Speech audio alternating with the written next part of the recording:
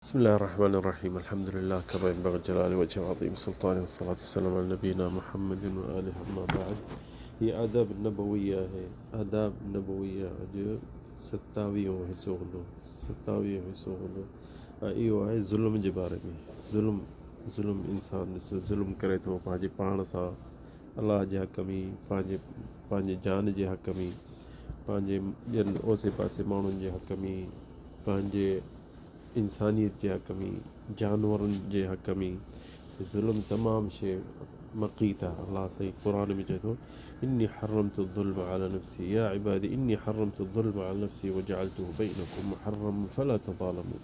अलाह साईं चए थो त ज़ुल्म अहिड़ी किनी शइ आहे मां पंहिंजे पाण ते हराम करे छॾी आहे। अलाह साईं चए थो ऐं तव्हांजे विच में बि हराम करे छॾी अथमि फला तज़ालमू, पंहिंजे पाण सां हिक ॿिए ते ज़ुल्म न कयो। ज़ुल्म हिकिड़ी ॾाढी किनी शइ आहे।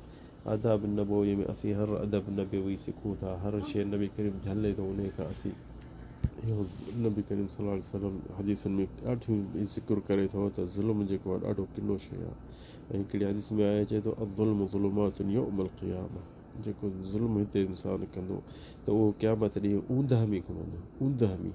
ऐं जंहिंसां मज़लूम जेको आहे जंहिंसां तूं ज़ुल्म करी थो उहो तोखे उहो पिटींदो। ऐं अलाह ताला चए थो मां उन्हनि जो ॿुधंदुसि जल्दी। सो केरु कंहिंसां ज़ुल्म न करे, नंढी वॾी ॻाल्हि में एतिरे क़दुरु जो नबी करीम चए थो केरु कंहिंजो ॾंदण बि उन खां खसे पाण न खणे उन जी रज़ा सां वठे।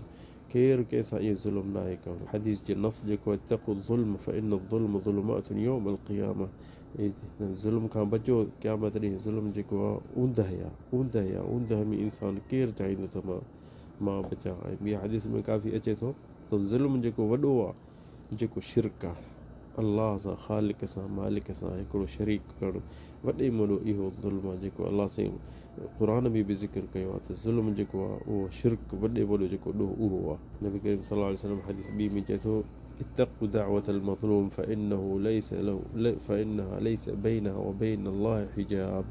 मज़लूम जेको आहे उहो उन जे ऐं अलाह जे विच में ॿियो केरु नथो अचे, उनजी दुआ जेकी अलाह साईं जल्दी क़बूल कंदो।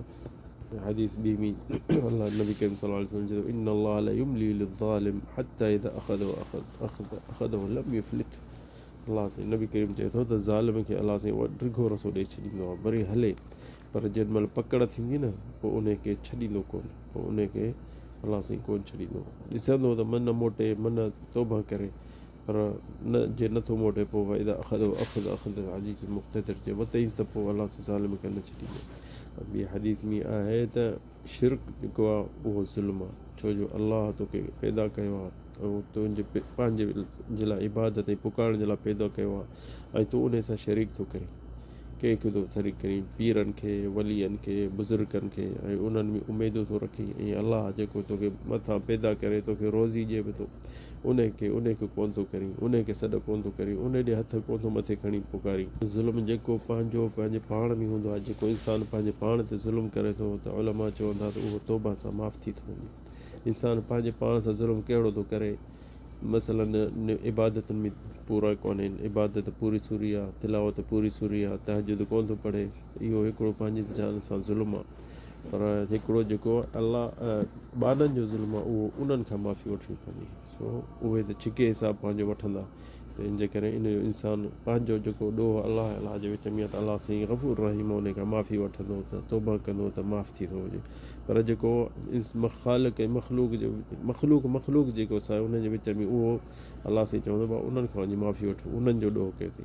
हिन में नबी करीम सल्लल्लाहु अलैहि वसल्लम हदीस में चए थो इंसुर अख़ाका ज़ालिमन औ मज़लूमन, पंहिंजे भाउ खे ज़ालिम हुजे या मज़लूम हुजे उन खे साथ ॾे। त सहाबिन चयो या रसूलल्लाह अंसुरहु इज़ा कान मज़लूमन, जे मज़लूम आहे त असीं उन सां बीहंदासीं, पर जे ज़ालिम हूंदो उन सां असीं कीअं अफ़राईत इज़ा कान ज़ालिमन, जे ज़ालिम हुजे त पोइ उन सां असीं कीअं बीहूं।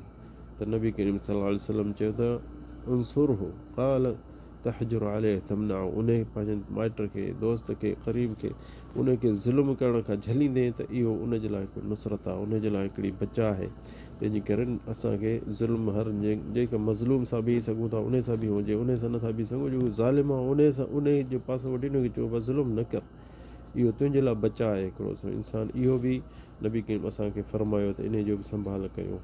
अल्लाह साईं क़ुरान पाक में बि चए थो त वमा लिज़ालिमीन मिन हमीमिन वला शफ़ीइन युताअ।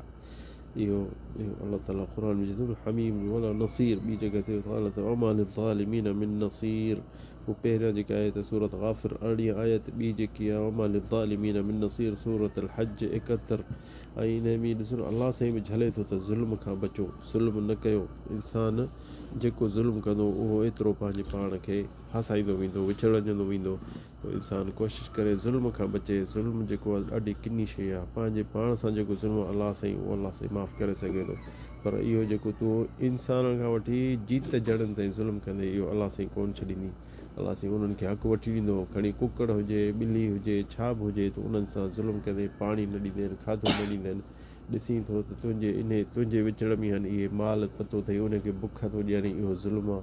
मंझां पखी अथई त उन्हनि खे पाणी नथो ॾी, नथो संभाल करे, उन्हनि जो हक़ु नथो करे सघे, त इहो हुन ते ज़ुल्म आहे। पोइ इहो ज़ुल्म खां बच। इहो बचा जेतिरो कंदे त एतिरो हिसाबु हल्को फुल्को थींदी। सो अल्लाह साईं करे त असांखे हिसाब में बचाए। नबी करीम मन हू सिब उहो जेको हिसाब जंहिंसां थींदो त उन सां त पोइ उन खे अज़ाब मिलंदो। अल्लाह ताला असांखे तव्हांखे तौफ़ीक़ ॾिए।